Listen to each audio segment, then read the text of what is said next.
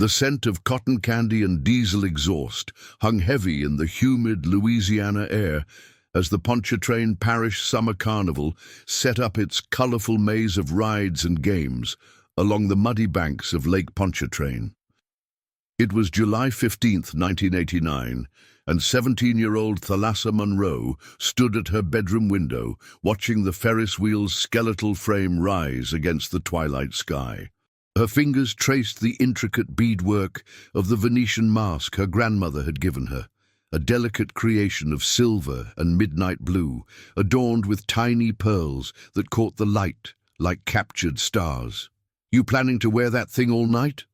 Her younger brother Danny called from the hallway, his voice carrying that particular brand of teenage mockery that only siblings could perfect. If you're enjoying this story and want to hear more mysterious disappearances that have haunted American communities, please subscribe to our channel and let us know in the comments where you're watching from. Your support helps us bring these forgotten stories back to light. Thalassa turned from the window, the mask still in her hands. "Grandmère said it would bring me good fortune. Besides, it's a masquerade theme this year." She slipped the mask over her face, the silk ties cool against her neck. The world looked different through the eye holes, more mysterious, more full of possibility. In the mirror, she barely recognized herself. The shy girl who spent most of her time buried in books had transformed into someone altogether more enigmatic. The Monroe family had lived in their weathered Creole cottage on Magnolia Street for 3 generations.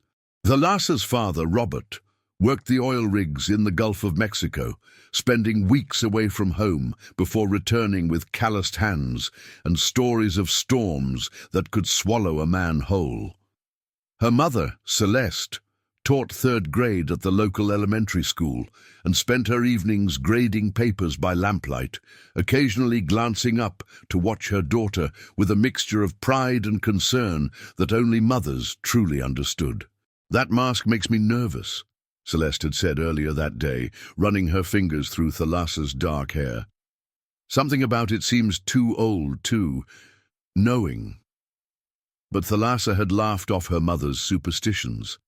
At 17, she felt invincible, ready to shed the cocoon of childhood and emerge into whatever adventures waited in the adult world. The carnival represented freedom, a chance to be someone new, someone bold, someone who didn't spend Friday nights reading Jane Austen novels while her classmates experimented with beer and rebellion. The evening began innocently enough. Thalassa met her best friend Jessica at the carnival entrance, where the ticket booth glowed like a tiny lighthouse in the gathering dusk. Jessica wore a simple domino mask, black and practical, but her eyes widened when she saw Thalassa's elaborate disguise. "Holy cow, Thal, you look like you stepped out of some old movie," Jessica breathed, circling her friend admiringly. "That thing must be worth a fortune." They spent the first hour riding the tilt-a-whirl and playing ring toss, laughing as teenage boys tried unsuccessfully to win stuffed animals for girls who pretended not to notice their clumsy attempts at chivalry. The carnival's magic worked its usual spell, transforming the ordinary parish into something exotic and mysterious. Spanish moss draped from ancient oak trees like party streamers, and the distant sound of a jazz trumpet from one of the food stalls added an almost cinematic quality to the evening. As the night deepened, the crowd grew wilder. College students from nearby Tulane University had made the drive out from New Orleans, bringing with them an energy that felt both exciting and slightly dangerous to the local teenagers. Thalassa found herself caught up in conversations with people she'd never met, emboldened by the anonymity her mask provided. She felt beautiful, mysterious, important in a way she never had before. Around 10:30, Jessica announced she needed to head home. Her curfew was 11, and her parents were notoriously strict about punctuality. But Thalassa wasn't ready for the magic to end. "I'll catch a ride with someone else," she assured her friend, her voice slightly muffled by the mask. "Don't worry about me. I'll be fine." It was the last conversation anyone would have with Thalassa Monroe for 12 years. The next morning brought chaos to the Monroe household. Celeste's scream when she discovered Thalassa's empty bed echoed through the quiet neighborhood, bringing neighbors running from their own Saturday morning routines. Robert had been scheduled to return from his rig that afternoon, but he caught the first helicopter back to shore when Celeste's frantic phone call reached him. Within hours, the Pontchartrain Parish Sheriff's Department had organized search parties. Volunteers combed every inch of the carnival grounds, now looking shabby and sinister in the harsh light of day. The rides that had seemed magical 12 hours earlier now appeared rickety and dangerous, their bright paint chipped and fading. Candy wrappers and plastic cups littered the ground like confetti after a funeral. Detective Raymond Boudreau, a 30-year veteran of the department, took charge of the investigation. He'd seen plenty of missing person cases over the years, mostly teenagers who'd run off to New Orleans or Baton Rouge for a taste of big city life, only to return home sheepishly a few days later. But something about Thalassa's disappearance felt different from the start. "This girl wasn't a runner," he told his partner, Detective Maria Santos, as they interviewed carnival workers in the sweltering heat of the equipment yard. "Honor roll student, close to her family, college-bound. She had everything to look forward to." The carnival workers, a nomadic group that followed the circuit across the South, were a mixture of helpful and evasive. Most had been working carnivals for decades, their weathered faces and calloused hands telling stories of countless towns and countless nights like this one. They answered questions politely, but with the wariness of people who'd been blamed for troubles they didn't cause. "Sweet little thing," said Martha Kellerman, who ran the funnel cake stand. "Came by around 9:30, bought a lemonade. That mask of hers was something else. Looked like it belonged in a museum. She seemed happy, excited, not like someone planning to disappear." But as the interviews continued, a pattern emerged. Multiple witnesses remembered seeing Thalassa talking to a man they couldn't quite describe. He was tall, they said, or maybe medium height. Dark hair, or possibly light brown. Well-dressed or perhaps casually clothed. The mask, it seemed, had made everyone mysterious that night, even the predators who might have been lurking in the shadows. The search expanded beyond the carnival grounds. Bloodhounds followed scent trails that led to the lake's edge before vanishing entirely. Divers searched the murky waters while helicopters swept the surrounding bayous and forests. The FBI was called in, their resources adding both hope and a grim sense of urgency to the investigation. Celeste Monroe aged a decade in those first few weeks. She haunted the police station, clutching flyers with Thalassa's photograph and pleading with anyone who would listen. The picture they'd chosen showed her daughter without the mask, her dark eyes warm and trusting, her smile bright with the optimism of youth. It was distributed to every truck stop, bus station, and police department from Texas to Florida. Robert threw himself into the search with the same intensity he'd once applied to his work on the rigs. He organized volunteer groups, posted rewards, and personally drove to every carnival and fair within a 300-mile radius, carrying Thalassa's picture and a desperate hope that someone, somewhere, had seen his daughter. The community rallied around the Monroe family in the way small southern towns do when tragedy strikes.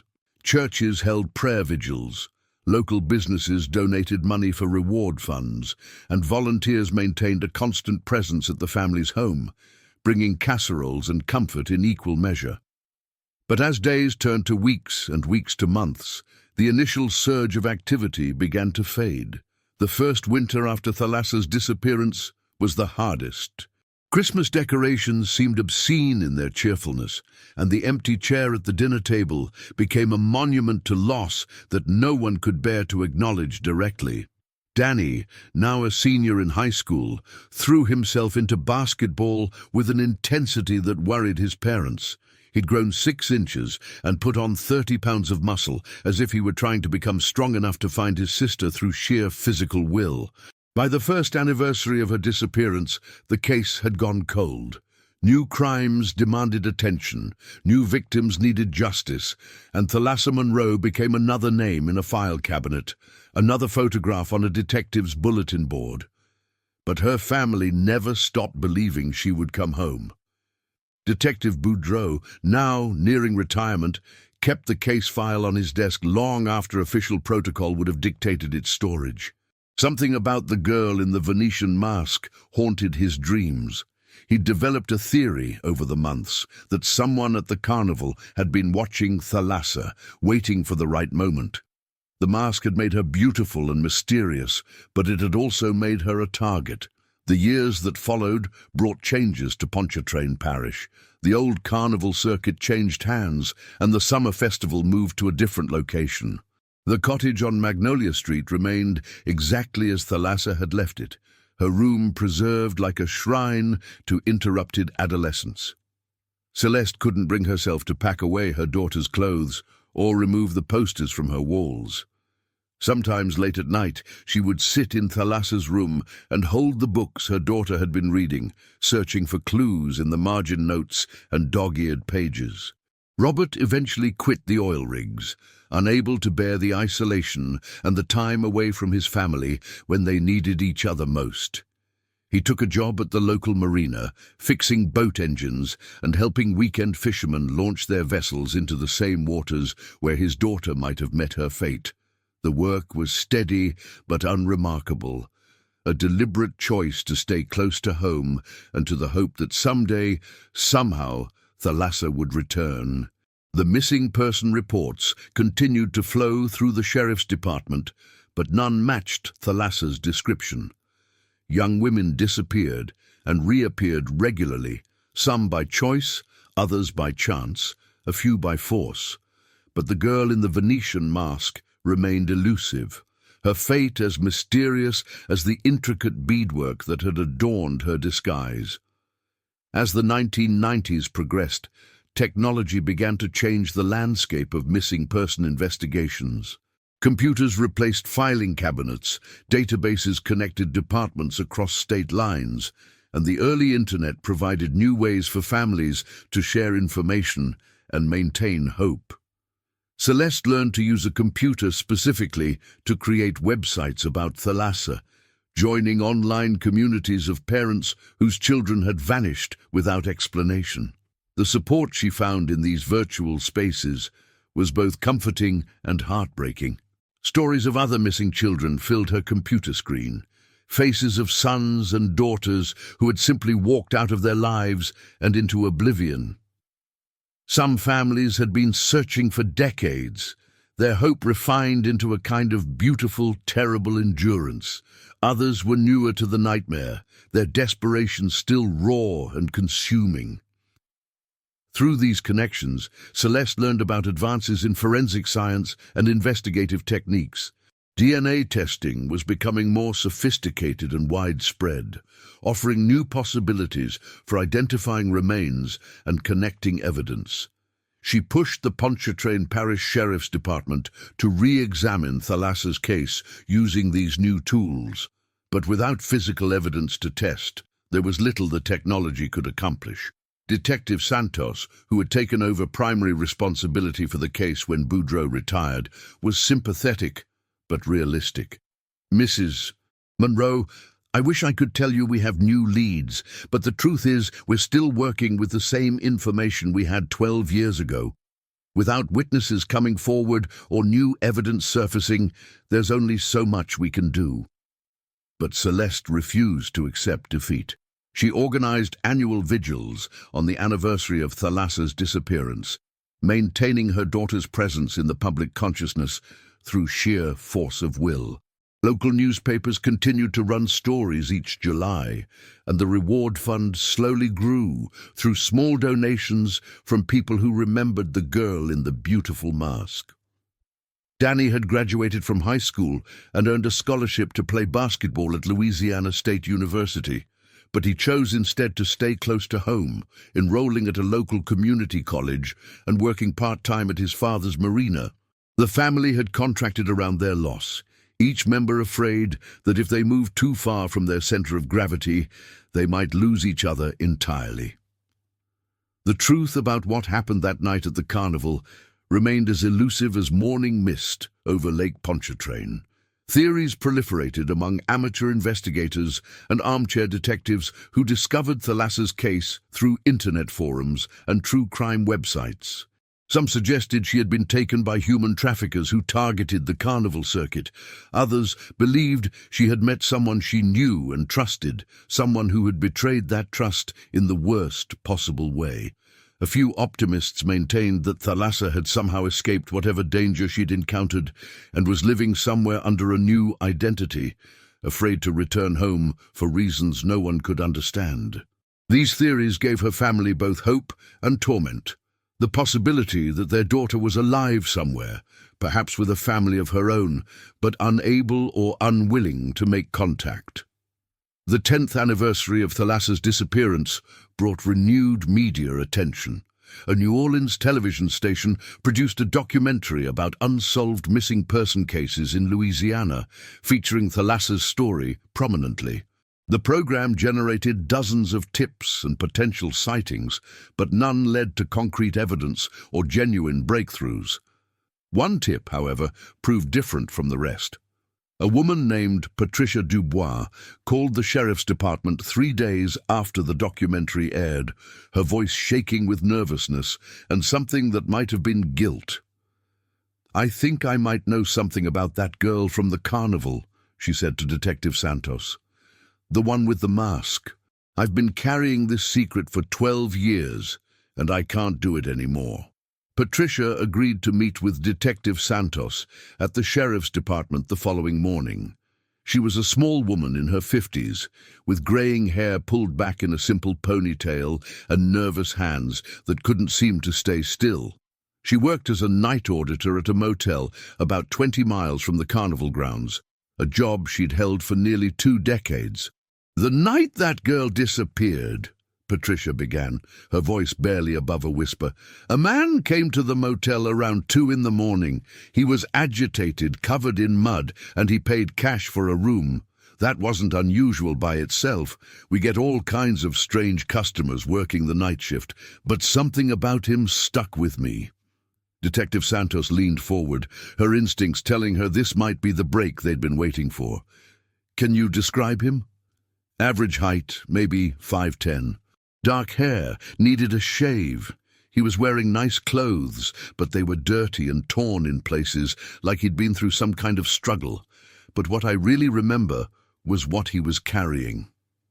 Patricia paused, taking a shaky breath before continuing.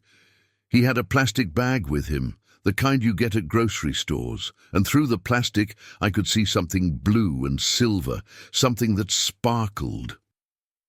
The description sent chills through Detective Santos. The Venetian mask Thalassa had been wearing was blue and silver, adorned with pearls and sequins that would definitely sparkle under fluorescent lights. "Why didn't you come forward earlier?" Santos asked, though she already suspected the answer. Patricia's face crumpled slightly. "Because I was scared. This man, there was something dangerous about him. He stared at me when he signed the register, used a fake name, of course, and his eyes were so cold. I convinced myself I was imagining things, that the bag could have contained anything, but after seeing that documentary, seeing that girl's face, I couldn't live with myself if I stayed quiet any longer." The motel records from that night had long since been discarded, but Patricia remembered other details. The man had requested a room at the back of the property, away from the road and other guests. He'd stayed only one night, checking out early the next morning before Patricia's shift ended. She'd watched him load several garbage bags into the trunk of his car, a dark sedan, possibly a Buick or Oldsmobile. "He threw those bags away in our dumpster," Patricia continued, "but the garbage truck came that same morning, just an hour after he left. I thought about looking through them, but—" She shrugged helplessly. "I was a coward."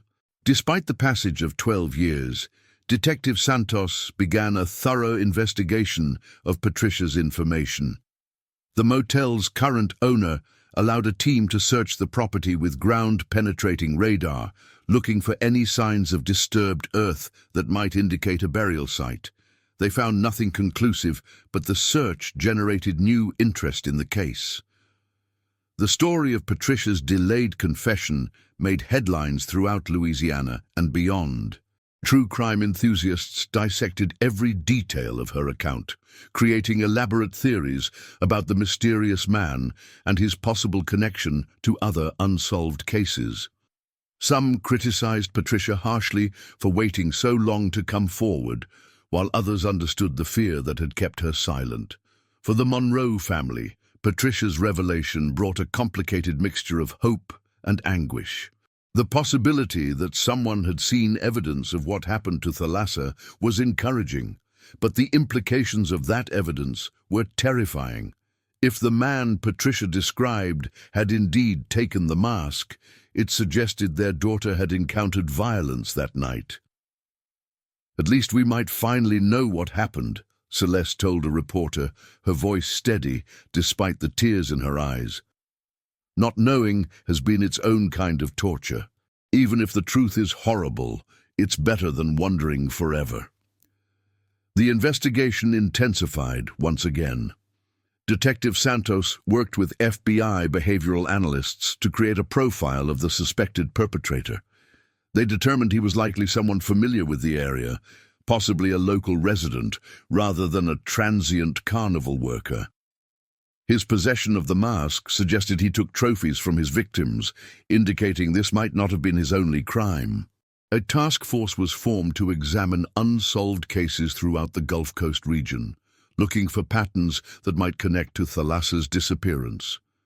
Several cases showed similarities: young women who had vanished near festivals or public gatherings, often while wearing distinctive clothing or jewelry that was never recovered. The breakthrough came from an unexpected source. A retired FBI agent named Thomas Fletcher had been following the renewed investigation through news reports and recognized elements that reminded him of a case from his own career. In 1987, 2 years before Thalassa's disappearance, a young woman named Rebecca Martinez had vanished from a county fair in Mississippi. She'd been wearing a distinctive silver bracelet that was never found. Fletcher contacted Detective Santos and shared his case files. The similarities were striking. Both victims were young women at public gatherings, both had been wearing notable jewelry, and both had last been seen talking to unidentified men. More importantly, Fletcher had developed a suspect in the Martinez case who had never been conclusively ruled out. The suspect was Marcus Brennan, a traveling salesman who worked the fair and festival circuit throughout the Southeast. Brennan had been questioned in connection with Rebecca Martinez's disappearance, but had provided an alibi that couldn't be definitively disproven. He'd left the area shortly after the investigation began, and efforts to locate him for follow-up questioning had been unsuccessful. Armed with this new information, Detective Santos began searching for any trace of Marcus Brennan's presence in Pontchartrain Parish during July 1989. The task proved more difficult than expected. Brennan had worked for several different companies over the years, selling everything from vacuum cleaners to kitchen knives to insurance policies. His employment records were scattered and incomplete. However, a breakthrough came when Santos contacted the Social Security Administration and discovered that Brennan had filed tax returns showing income from a company called Gulf Coast Sales Solutions during 1989. Further investigation revealed that Gulf Coast Sales Solutions had contracted with several businesses in the Pontchartrain Parish area that summer, including vendors who had set up booths at the carnival. The pieces of the puzzle were finally falling into place, but Marcus Brennan himself remained elusive. A search of public records showed no current address, no recent employment, and no criminal record beyond a few minor traffic violations. It was as if he had simply vanished after the late 1980s. Detective Santos expanded her search to include obituary records and death certificates, wondering if Brennan might have died in the intervening years. What she found instead was even more intriguing: A marriage license filed in Mobile, Alabama in 1991, showing that Marcus Brennan had married a woman named Linda Kowalski and taken her surname. Marcus Kowalski, it turned out, was very much alive and living in Pensacola, Florida, where he worked as a supervisor at a furniture warehouse. He'd been married to Linda for over 30 years and was considered a pillar of his community, coaching Little League baseball and volunteering at his local church. The arrest came on a Tuesday morning in March 2001. Detective Santos, accompanied by FBI agents and local Florida law enforcement, arrived at the warehouse where Marcus Kowalski reported for work each day. They found a man in his early 60s, graying and slightly overweight, who bore only a passing resemblance to the suspect descriptions from 12 years earlier. Kowalski's reaction to the arrest was one of weary resignation rather than surprise. He didn't protest his innocence or demand a lawyer. Instead, he simply asked if he could call his wife before they took him away. "I've been waiting for this day for a long time," he told Detective Santos during the initial interview. "I knew someone would figure it out eventually." The confession that followed was both detailed and horrifying. Kowalski admitted to killing not only Thalassa Monroe, but also Rebecca Martinez and 3 other young women across 4 states over a period of 6 years. He targeted victims at public gatherings where he could blend in with the crowd and where the chaos and anonymity made it easier to approach potential victims. "I took things from each of them," he said, his voice emotionless. "Jewelry mostly. I kept them as reminders." When investigators searched Kowalski's home in Pensacola, they found a hidden compartment in his basement containing a collection of jewelry and personal items that represented a dozen years of violence. Among these trophies was Thalassa Monroe's Venetian mask, carefully preserved in a plastic container and wrapped in tissue paper. The mask had been damaged, several of the pearls were missing, and one of the silk ties was torn. But it was unmistakably the same elaborate creation that Thalassa's grandmother had given her. Detective Santos stared at it for a long moment, thinking about the young woman who had worn it on the last night of her life, believing it would bring her good fortune. Kowalski's confession filled in the remaining details of that terrible night. He had approached Thalassa near the ring toss booth, striking up a conversation about her beautiful mask. He'd complimented her on it, asked where she'd gotten it, and suggested they walk to a quieter area where they could talk without shouting over the carnival noise. She was trusting, he said, as if this explained everything. They all were. He'd led her to the edge of the carnival grounds, near the parking area where his car was waiting. When she'd realized his intentions and tried to run, he'd struck her with a tire iron he kept in his trunk. The attack had been quick and brutal, and Thalassa had died within minutes. Kowalski had then driven to a remote area of swampland, about 40 miles from the carnival, where he'd disposed of her body in water so deep and treacherous that recovery would be nearly impossible. He'd kept the mask as a souvenir and checked into Patricia Dubois' motel to establish an alibi before returning to his regular sales route the next day. The news of Marcus Kowalski's arrest and confession made headlines across the country. For the Monroe family, the revelation brought a complex mixture of closure and renewed grief. They finally knew what had happened to Thalassa, but the details were more horrible than they dared imagine. "She was just 17, Celeste whispered during a press conference, holding the recovered mask in her hands. "She had her whole life ahead of her. This monster stole everything from her, from all of us." Robert stood beside his wife, his arm around her shoulders, looking older than his 58 years. "We always hoped we'd find her alive," he said. "But at least now we know. At least now we can lay her to rest." The legal proceedings moved swiftly. Kowalski pled guilty to 5 counts of first-degree murder in exchange for life sentences without the possibility of parole. He provided detailed information about the locations where he'd disposed of his victims' bodies, though Thalassa's remains were never recovered despite extensive searches of the swampland he'd described. The other families affected by Kowalski's crimes found their own measure of closure as cold cases that had haunted them for years were finally resolved. Rebecca Martinez's family held a memorial service in Mississippi, while the relatives of the other victims began the long process of healing that can only begin when uncertainty ends. For the Monroe family, the end of the legal proceedings marked the beginning of a different kind of journey. They held a memorial service for Thalassa at St. Augustine's Catholic Church, the same church where she'd been baptized as an infant. The sanctuary was filled with friends and neighbors, many of whom had never stopped hoping for her return. Danny, now 27 and working as a sheriff's deputy himself, delivered a eulogy that captured both his sister's spirit and the family's endurance through 12 years of uncertainty. Thalassa believed in the goodness of people, he said, his voice steady despite his tears. She trusted too easily, loved too freely, and saw beauty where others might see only ordinary things. That mask she wore that night, she chose it because it was beautiful, because it made her feel special. She couldn't have known it would make her a target. The Venetian mask, now evidence in a closed case, was eventually returned to the Monroe family.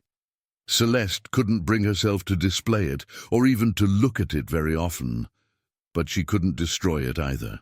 It was the last thing her daughter had touched, the last connection to those final moments when Thalassa had still been alive, still full of dreams and possibilities.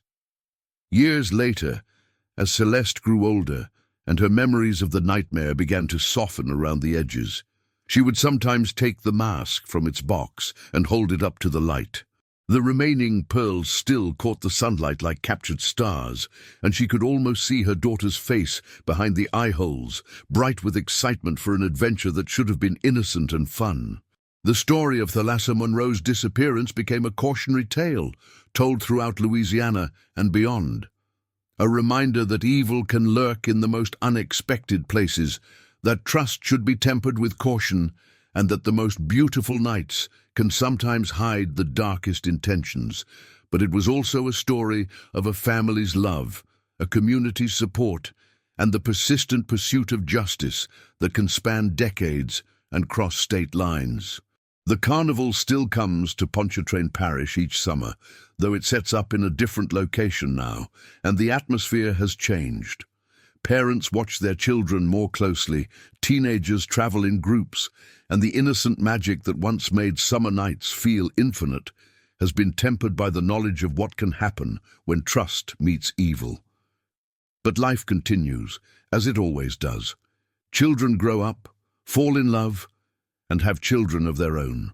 The Lake Pontchartrain shoreline remains beautiful, especially at sunset when the water reflects the sky like a mirror of possibilities. And somewhere in the collective memory of a small Louisiana community, Thalassa Monroe remains 17 forever, wearing a mask of silver and midnight blue, bright with hope on the last night of her life. The case of Marcus Kowalski and his victims led to changes in how law enforcement agencies share information about missing persons cases, particularly those involving public gatherings and transient populations. The tragedy also inspired new safety measures at carnivals and festivals throughout the region, though nothing could bring back the young women whose lives were cut short by one man's twisted compulsions. In the end, the story of Thalassa Monroe's disappearance serves as both a testament to the endurance of love in the face of unthinkable loss and a stark reminder that the monsters we fear in childhood stories sometimes walk among us, wearing human faces and carrying tire irons in their car trunks. But it's also a story of justice delayed but not denied, of families who refuse to give up hope, and of communities that come together to support one another when darkness threatens to overwhelm the light.